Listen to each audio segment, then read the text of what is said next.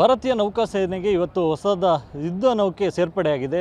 ಕಾರವಾರದ ಕದಂಬ ನೌಕಾನೆಲೆಯಲ್ಲಿ ಈ ಯುದ್ಧ ನೌಕೆ ಸೇರ್ಪಡೆ ಕಾರ್ಯಕ್ರಮ ನಡೆದಿರ್ತಕ್ಕಂಥ ನಾನೀಗ ಅದೇ ಒಂದು ಯುದ್ಧ ನೌಕೆಯ ಮುಂಭಾಗದಲ್ಲಿದ್ದೇನೆ. ನೀವು ಗಮನಿಸ್ಬೋದು, ಇದು ಹೊಸದಾಗಿ ಇವತ್ತು ಸೇರ್ಪಡೆ ಆಗಿರ್ತಕ್ಕಂಥ INS ಮಾಲ್ವಾನ್ ಹೆಸರಿನ ಯುದ್ಧ ನೌಕೆ.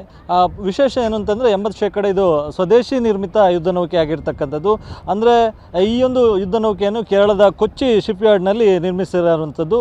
ಪ್ರಮುಖವಾಗಿ 78 ಮೀಟರ್ ಉದ್ದ, ಜೊತೆಗೆ 11.26 ಮೀಟರ್ ಅಗಲ, ಜೊತೆಗೆ 2.7 ಮೀಟರ್ ಆಳವಿರ್ತಕ್ಕಂಥ ಈ ನೌಕೆ ಇವತ್ತಿನಿಂದ ಭಾರತೀಯ ನೌಕಾಸೇನೆಯ ಕಾರ್ಯಾಚರಣೆಯಲ್ಲಿ ಭಾಗಿಯಾಗಲಿಕ್ಕಿದೆ. ಈ ಯುದ್ಧ ನೌಕೆಯಲ್ಲಿ 7 ಅಧಿಕಾರಿಗಳು ಸೇರಿದಂತೆ 57 ಸೇಲರ್ಗಳು ಕಾರ್ಯನಿರ್ವಹಣೆಗೆ ಸ್ಥಳಾವಕಾಶವೂ ಕೂಡ ಇದೆ. ಪ್ರಮುಖವಾಗಿ ಈ ಯುದ್ಧ ನೌಕೆಯ ವಿಶೇಷತೆ ಏನು ಅಂತಂದರೆ, ಸಮುದ್ರದ ಆಳಕ್ಕೆ ಇಳಿದು ಜಲಾಂತರ್ಗಾಮಿ ಅಂದರೆ ಸಬ್ಮೆರಿನ್ಗಳೆಂದೇ, ಸೊ ಅದನ್ನು ಗುರುತಿಸಿ ಅದನ್ನು ಹೊಡೆದುರುಳಿಸುವಂಥ ಕೆಲಸವನ್ನು ಕೂಡ ಈ ಯುದ್ಧ ನೌಕೆ ಮಾಡುತ್ತೆ.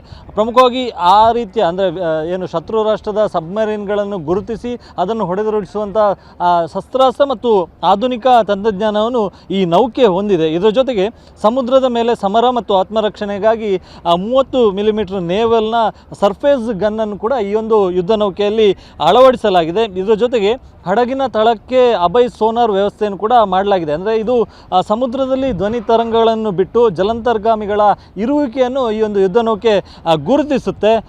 ಪ್ರಮುಖವಾಗಿ ಕದಂಬ, ಕಾರವಾರದಲ್ಲಿರ್ತಕ್ಕಂಥ ಈ ಕದಂಬ ನೌಕಾನೆಲೆ ಏಷ್ಯಾದ ಅತಿ ದೊಡ್ಡ INS ಕದಂಬ ನೌಕಾನೆಲೆ ಎನ್ನುವಂಥ ಒಂದು ಹೆಸರನ್ನು ಕೂಡ ಪಡೆದಿರ್ತಕ್ಕಂಥದ್ದು. ಹೀಗಾಗಿ ಇವತ್ತು ಇದೇ ಒಂದು ನೌಕಾನೆಲೆಯಲ್ಲಿ ಈ ಸ್ವದೇಶಿ ನಿರ್ಮಿತ ಏನು ಈ ಯುದ್ಧ ನೌಕೆಯಿಂದ ಈ ಒಂದು ಯುದ್ಧ ನೌಕೆಗೆ ಚಾಲನೆಯನ್ನು ಕೂಡ ನೀಡಲಾಗಿದೆ. ಪ್ರಮುಖವಾಗಿ ಏರ್ ಚೀಫ್, ಈ ಭಾರತೀಯ ವಾಯುಸೇನೆಯ ಮುಖ್ಯಸ್ಥರು ಆಗಿರ್ತಕ್ಕಂಥ AP ಸಿಂಗ್ ಅವರು ಈ ಒಂದು ಕಾರ್ಯಕ್ರಮದಲ್ಲಿ ಅತಿಥಿಗಳಾಗಿ ಕೂಡ ಭಾಗವಹಿಸಿದರು. ಇನ್ನು ಪ್ರಮುಖವಾಗಿ ಈ ಒಂದು ಯುದ್ಧ ನೌಕೆಗೆ ಮಾಲ್ವಾನ್ ಹೆಸರಿಡುವುದಕ್ಕೂ ಕೂಡ ಒಂದು ಪ್ರಮುಖ ಕಾರಣ ಇದೆ. ಮಹಾರಾಷ್ಟ್ರದ ಮಾಲ್ವಾನ್ ಸಮೀಪದ ಏನು ಸಿಂಧದುರ್ಗ ಕೋಟೆ ಎಂದೇ, ಅಲ್ಲಿ ಶಿವಾಜಿಯ ಒಂದು ಮರಾಠ ನೌಕಾಸೇನೆಯ ಪ್ರಮುಖ ಕೇಂದ್ರವಾಗಿತ್ತು. ಹೀಗಾಗಿ ಅದೇ ಉದ್ದೇಶಕ್ಕೆ ಈ ಏನು ಯುದ್ಧ ನೌಕೆಯು ಕೂಡ ಮಾಲ್ವಾನ್ ಕೂಡ ಹೆಸರನ್ನು ಇಡಲಾಗಿರ್ತಕ್ಕಂಥದ್ದು. ಹೀಗಾಗಿ ಇವತ್ತು ಈ ಒಂದು ಯುದ್ಧ ನೌಕೆಗೆ ಇಲ್ಲಿ ಕದಂಬ ನೌಕಾನೆಲೆಯಿಂದ ಚಾಲನೆ ನೀಡಲಾಗಿದೆ ಮತ್ತು ಕದಂಬ ನೌಕಾನೆಲೆಯಿಂದಲೇ ಈ ಒಂದು ಯುದ್ಧ ನೌಕೆ ಕಾರ್ಯಾಚರಣೆಯನ್ನು ಕೂಡ ಮಾಡಲಾಗ್ತದೆ.